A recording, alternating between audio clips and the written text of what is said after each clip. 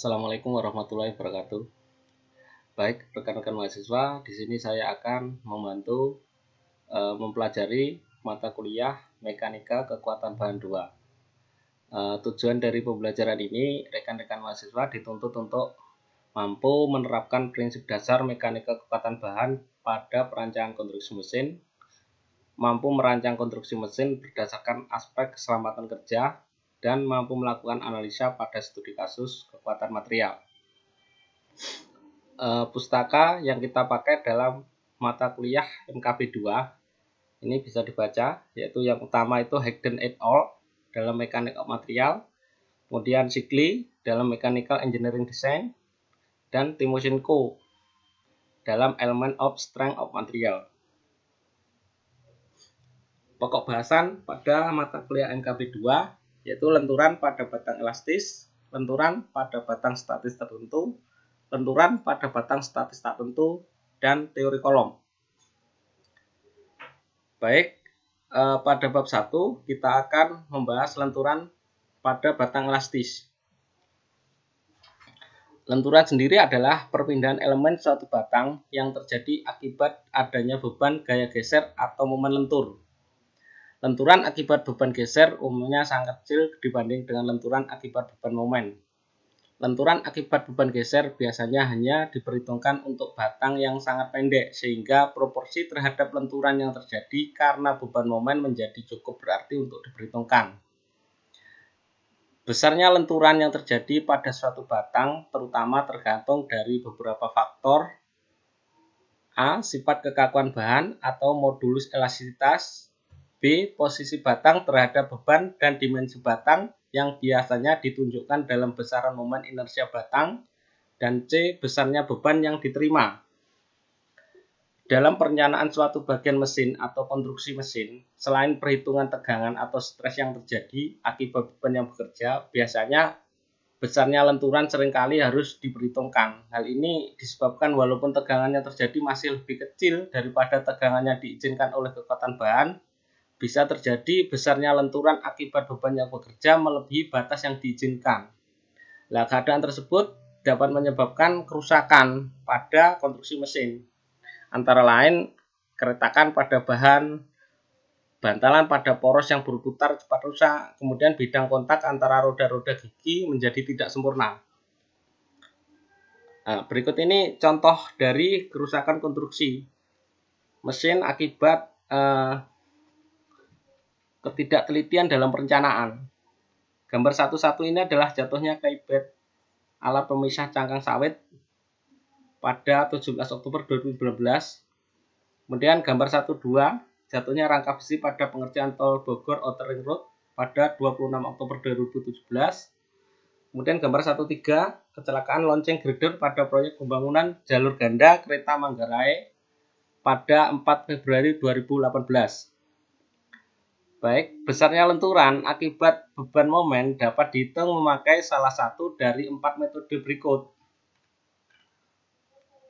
yaitu 1. Metode analitis atau cara integrasi, 2. Metode luas bidang momen, 3. Metode penjumlahan atau superposisi, kemudian 4. Metode energi strength atau metode Castigliano. Metode analitis atau cara integrasi ini dilakukan dengan cara mencari persamaan diferensial momen yang terjadi sepanjang batang. Dari persamaan momen kemudian diselesaikan dengan cara integrasi 2 kali untuk mendapatkan persamaan lenturan. 2 konstanta yang timbul akibat proses integrasi ini dapat didapatkan dari kondisi batas atau boundary condition yang ada pada struktur yang bersangkutan. Hasilnya adalah sebuah persamaan fungsi besar lenturan yang terjadi terhadap panjang batang dari titik koordinat awal yang ditentukan.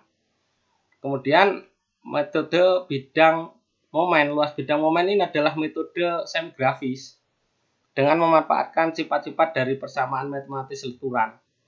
Luas bidang momen tidak dicari dengan menurunkan persamaannya, tetapi dengan cara menghitung luasan yang terjadi secara geometri. Metode ini lebih sederhana dan lebih cepat dibandingkan dengan metode integrasi, terutama untuk struktur yang menerima banyak beban sepanjang batangnya. Kemudian yang ketiga, metode penjumlahan atau superposisi. Ini dilakukan dengan memanfaatkan besar lenturan yang telah dihitung sebelumnya, biasanya ditabelkan pada struktur yang sederhana. Suatu struktur yang kompleks dibagi menjadi beberapa bagian berupa struktur yang lebih sederhana yang besar lenturannya masing-masing telah diketahui. Besar lenturan pada struktur keseluruhan adalah jumlah dari semua lenturan yang terjadi pada masing-masing bagian struktur tersebut.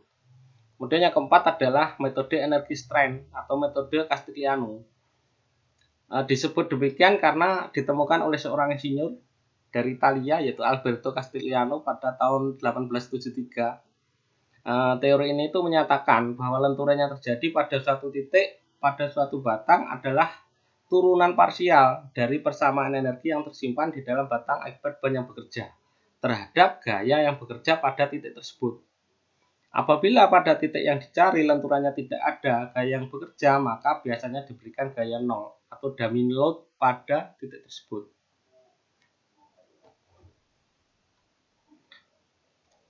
Penentuan metode mana yang baik yang harusnya dipakai ini tergantung pada jenis pembebanan dan kompleksitas struktur, dan sedikit banyak juga tergantung pada pengalaman dari perencana metode mana yang paling dikuasai. Kemudian teori dasar lenturan. Untuk mendapatkan persamaan matematis lenturan yang terjadi pada suatu batang struktur diambil beberapa persyaratan dengan asumsi: 1. Bahan dari batang masih dalam kondisi elastis selama pembebanan. Kemudian 2. Besarnya lenturan akibat gaya geser kecil sekali dibandingkan dengan lenturan yang terjadi akibat ban momen hanya untuk batang yang relatif panjang. Kemudian yang ketiga, besarnya modulus elastisitas dan momen inersia konstan sepanjang batang yang ditinjau. Apabila besaran E atau I tidak konstan, fungsi matematis kedua besaran tersebut terhadap panjang batang harus diketahui. Kemudian yang keempat, struktur bahan sepanjang batang dianggap homogen sehingga deformasi yang terjadi akibat beban selalu kontinu. Dengan demikian, bentuk lenturan yang terjadi berupa suatu kurva yang kontinu dan terdapat bidang netral di tengah-tengah batang pada waktu terjadi lenturan. Dan yang kelima, besarnya lenturan yang terjadi kecil sekali dibandingkan dengan panjang batang sehingga kuadrat dari besar sudut lenturannya dapat diabaikan. Nah, ini adalah batang elastis yang terkena beban.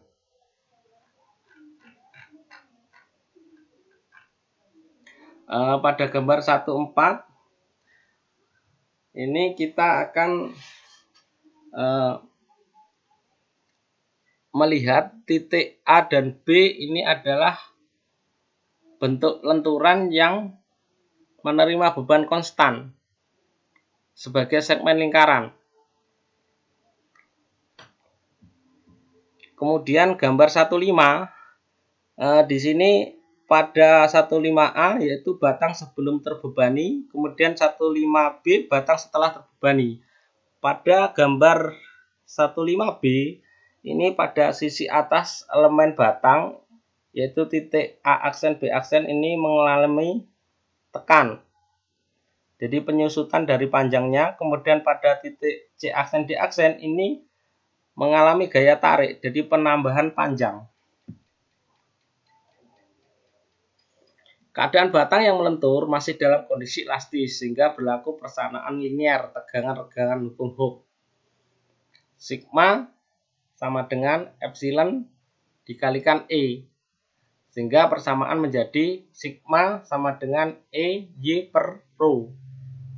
Sedangkan persamaan besar jari-jari lenturan yang terjadi atau rho karena beban momen M sama dengan EI per rho atau seper rho sama dengan M per EI. Kemudian lenturan karena momen tidak konstan. Parameter-parameter lenturan dapat ditunjukkan dalam bentuk turunan secara berurutan, mulai dari besaran lenturan Y sampai kepada gaya yang bekerja yaitu F. Lenturan ini Y, kemudian sudut lenturan θ yaitu dy dx atau turunan Y, turunan pertama Y terhadap X, kemudian momen M ini turunan kedua Y terhadap X, kemudian beban geser V ini turunan pertama momen